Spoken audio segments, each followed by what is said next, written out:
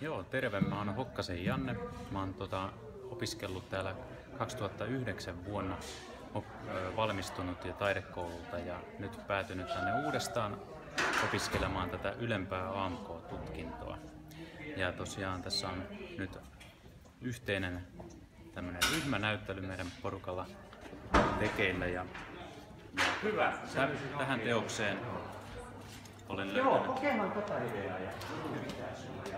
teokseen olen löytänyt innostuksen ihan vaan joulutähden lehdestä.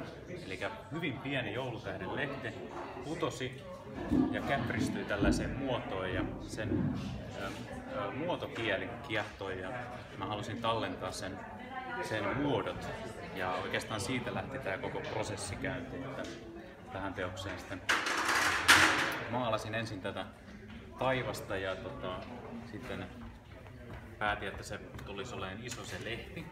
Sen jälkeen löytyi idea, kun oli saanut sen ison lehden siihen tehtyä, niin tämä teknologia, jota mulla on ollut hyvin usein näissä käsittelyssä, ja sitten tämä kone, mikä tässä työskentelee, niin se on sitten yhteydessä tämmöiseen yhteiskuntarakenteeseen, joka näkyy täällä taustalla. Tämmöinen luonto, teknologia ja ihminen on tässä teoksessa käsitelty.